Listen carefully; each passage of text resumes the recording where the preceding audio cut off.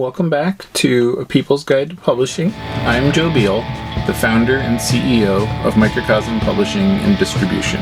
I'm also the author of A People's Guide to Publishing, which distills what I've learned from selling millions of books over the past 25 years. I'm Ellie Blue. I'm the editorial and marketing director here at Microcosm. We are an independent mid-list publisher based in Portland, Oregon. We have 14 employees, over 650 titles in print with 20 to 40 new books per year, and we distribute thousands of titles from other publishers. We started this podcast so that we can share what we've learned with newer publishers so that you can learn from our mistakes. Or perhaps you just want to better understand the publishing industry. This week, we are going to talk about ways that COVID will permanently change publishing. Let's first talk about the ways that COVID has already changed publishing. Excellent question, Ellie. That wasn't a question. It was a demand. It was a supposition of an implied question.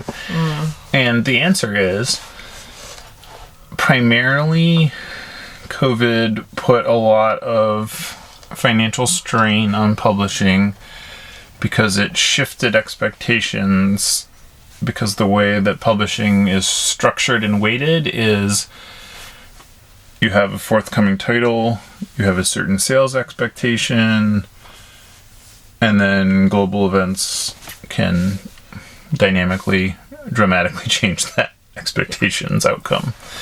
And so materially, the biggest one was that a lot of books that were supposed to come out in 2020 were delayed either from the beginning of the year till the end of the year or into the following year. And I've heard this complained about by a lot of authors, and I just keep coming back to the idea of would you prefer that your book came out, was buried, and nobody bought it? Because that's sort of the decision that the publisher is left to make. And then similarly, you have, just a lot of people that are having cash flow problems, from bookstores to book publishers to distributors. There's a lot of strain for people that are less on the innovative sales tip or have a more difficult time pivoting. It seems like it's always been kind of a low margin industry, and a lot of people were sort of running close to the bone anyway, and this, maybe didn't deliver a killing blow to a healthy operation, but definitely to a bare bones operation. Yes, and that was interesting, and that's sort of what I observed as well, is that people that were struggling and under strain were suddenly in dire critical straits, critical dire straits. Yeah. So what about the long term? So, and it's interesting because there was an interview with the new CEO of Barnes & Noble that I read in, let's say, mid-September.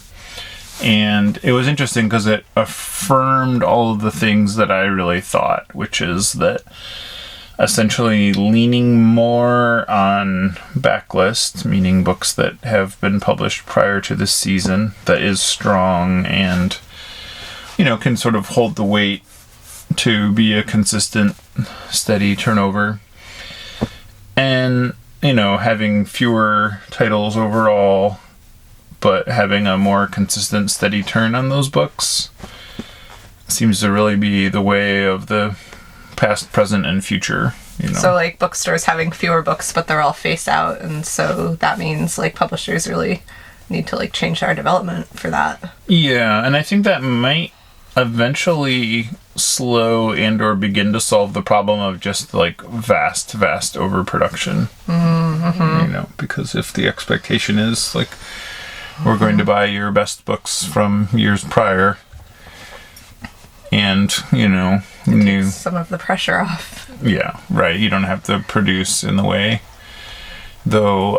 That sort of creates the how do I put it? Artificial cash flow phenomenon that publishing relies upon, which is when you make a new publication, you sell it in really high, and then you're getting returns, and then you have sort of a steady drop off of sales over time.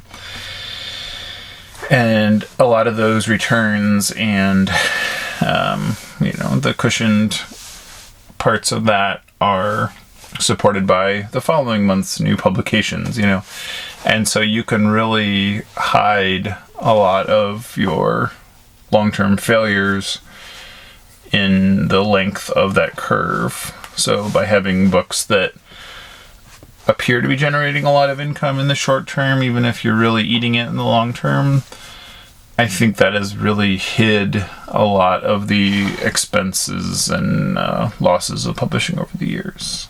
So what is your advice to the publishers that are really struggling right now, who were struggling before and now just aren't sure if they're going to make it? We've been hearing from a lot of people who are like, can I sell my press? Like, should I close up shop? Should I try to grit my teeth and hold on for another year? Should I keep going? Should I pause? Should I announce things for 2021? Well, next week we'll do the episode about what to do if you're evaluating selling your press. Mm-hmm. But for now, I would say the biggest thing is revise and refine your systems, because ultimately if you're having trouble, that's why you need just tighten up your systems, look at where you're not working, look at where you are working, and refine.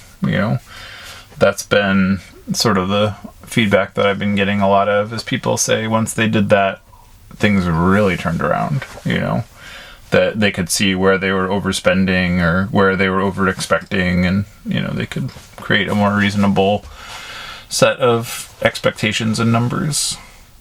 So I guess in summary, like, publishing is changing, but hang in there, but don't keep doing what you were always doing. Yeah, and I think that's really the hardest thing for a lot of people, is that to lean into the change rather than expecting things to go back to the way where they used to be, because that isn't something you can rely upon. Thanks for joining us once again.